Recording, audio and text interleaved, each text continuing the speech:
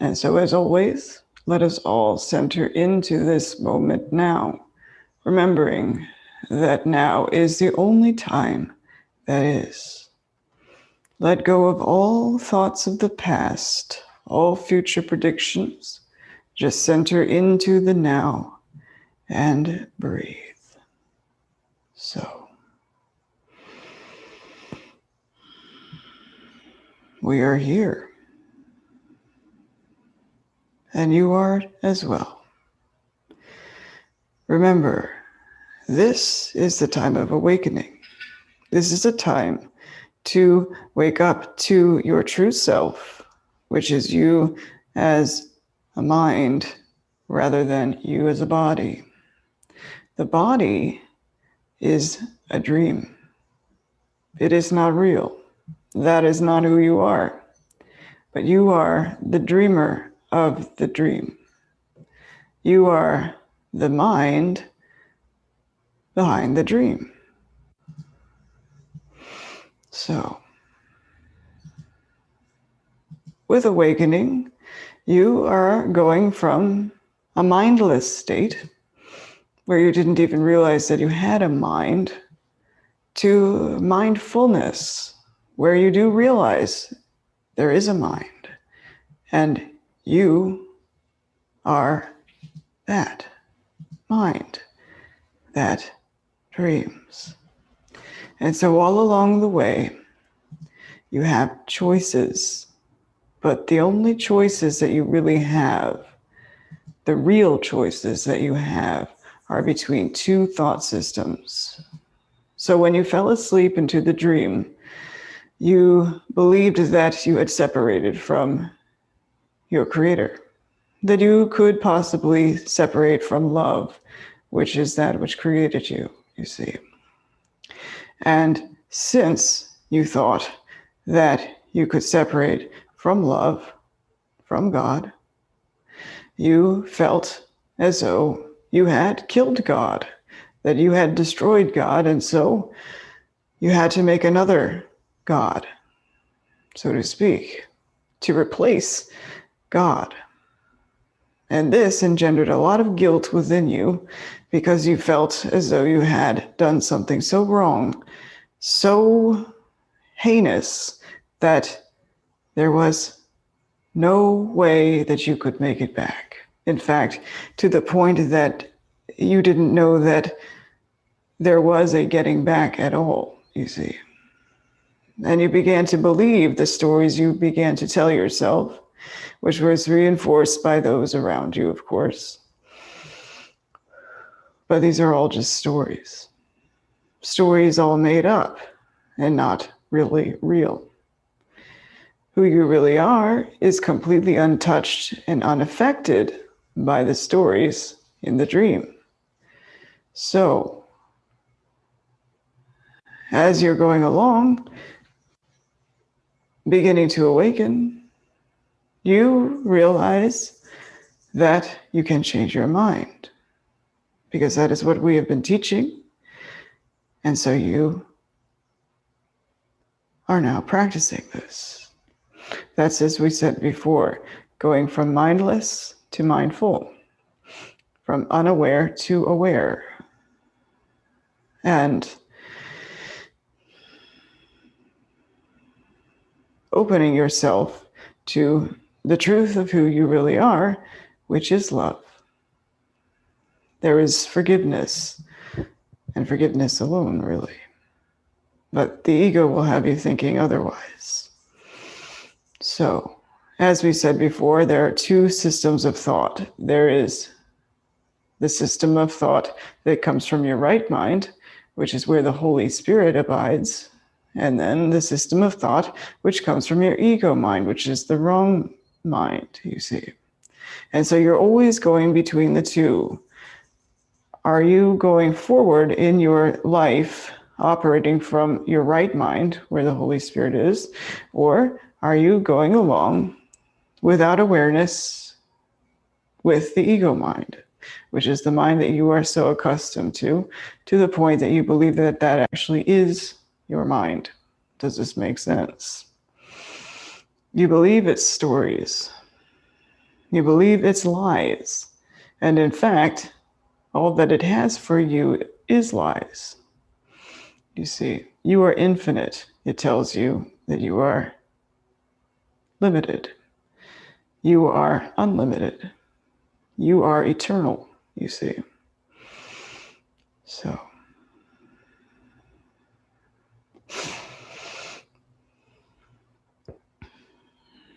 So as you go along, you can always tell which mind you are operating from by how you feel. And that's something to become more and more aware of. And also to realize, and we want you to remember this, that everything you experience is by your choice, by your choosing, although you are not always aware of this. And so we have been giving some practices where you notice some scenarios that bring out a certain emotion in you or a certain reaction from you. And instead of just going blindly into whichever scenario it is, you say to yourself, here's that scenario. This is my typical reaction. What then is the appropriate way to engage in this scenario? So that's opening the way for the Holy Spirit to guide you. Does this make sense? So instead of going blindly in and just the typical habitual practice of reaction, you say, this is how I typically respond or react. And so I'm going to intentionally be more mindful in this situation. And I'm going to ask the Holy Spirit to be the one directing me. And so you open your mind to be guided by the Holy Spirit rather than the habits of your mind. So, and as you practice working with the Holy Spirit, then that becomes your go-to. Does this make sense? But this has to be practiced over and over and over again. As you know, in order to set up a new pattern in your mind, it has to be practiced over and over and reinforced over and over. So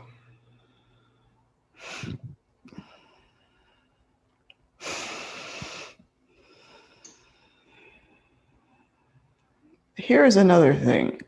With awakening and realizing or learning that your true nature is of love because you were created by love, as love, one with love, and in truth you are one in the mind of God, you want to show up as love because that is what you are.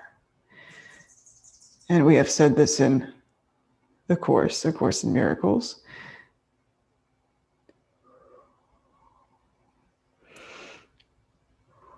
Teach only love, for that is what you are. So you can look at your life, and let's take you back to the scenarios we're speaking of. Let's say it's something that brings up feelings of agitation, any feelings less than peace are of the ego. Okay? And those are the thoughts you want to look at, the feelings you really want to look at and say, okay, Holy Spirit, how do you see this? I'm willing to give up my interpretation of this because it is true that I really do want to experience the peace of God. And in order to really experience the peace of God, you have to give up your own interpretation. You have to give up your own idea of what that is, you see, and let it come to your mind. And it is a remembrance of what the peace of God truly is. So that is forgiveness rather than blame, love rather than hate, or love rather than fear, light rather than dark, and all of that. So And you let the Holy Spirit guide you all along the way. And life begins to lighten up for you. When you rely on the ego, there is a lot of buildup of negative emotion and guilt. And guilt is the thing we teach that you are suffering from. Does this make sense? So, to let that go is to look to the Holy Spirit, rather than believing that you, as a child of God, can possibly be guilty of anything in truth. That doesn't mean, of course, on the form level, that there may be instances where there are better things you could have done. Does this make sense? But you learn from those experiences, you see. You learn from those experiences and you choose again. You choose to listen to the Holy Spirit, which means to step back, be patient, and allow the thoughts of God to come to you rather than inserting your own. So, you were created whole, and whole you do remain, yet your experience does not always seem to be so. And what we want for you to have is that experience of wholeness, and that is choosing wholeness, you see. So you can't look at wholeness and feel whole if you are listening to the mind of limitation, which is the ego mind. You really want to move into yourself as a whole mind that you truly are. That's the mind that is one with God. So, love.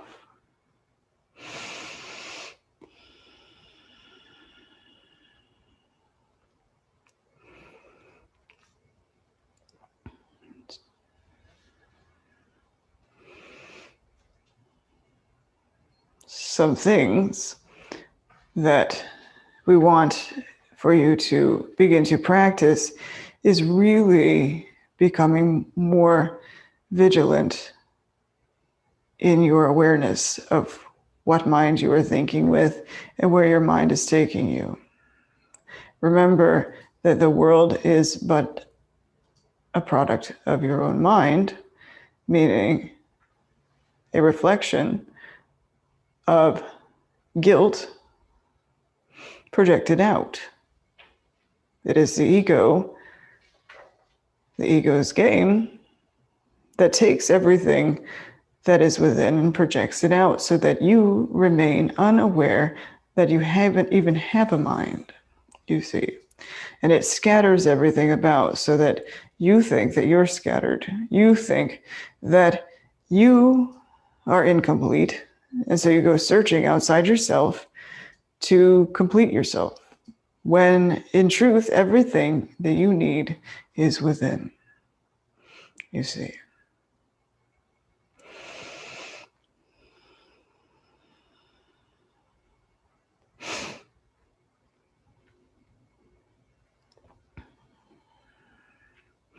So just go about with a greater awareness in your life.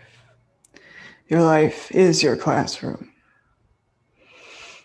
Choose the Holy Spirit as your teacher, and you will be guided in a way to lead you home, where you have never truly left. And that will never change, you see.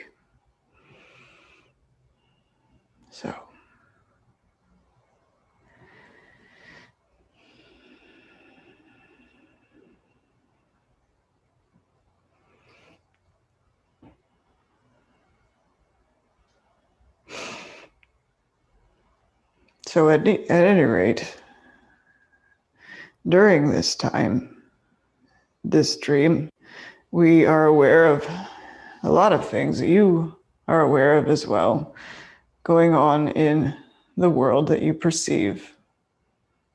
And it feels as though things are happening to you, that you could possibly be a victim of things outside yourself. We want you to wake up to the truth that the only thing you are ever a victim of is your own thought. You see, there is no one and nothing that can think for you. There is no one and nothing that can rip your mind away from you, you see. But it is your decision or your lack of awareness to think that anyone can. Does this make sense? And what you want to do is at this time, reclaim yourself as you are, as the thinker, the thoughts, as the mind that is dreaming, the dreamer of the dream, rather than yourself as a victim figure just going along without a mind. So, of course, we can go on and on about all of this, and we do look forward to going on and on about all of this. But here we are, and we are aware of things and questions that have been presented, and we are ready for them now, ready to have conversations with you. Now,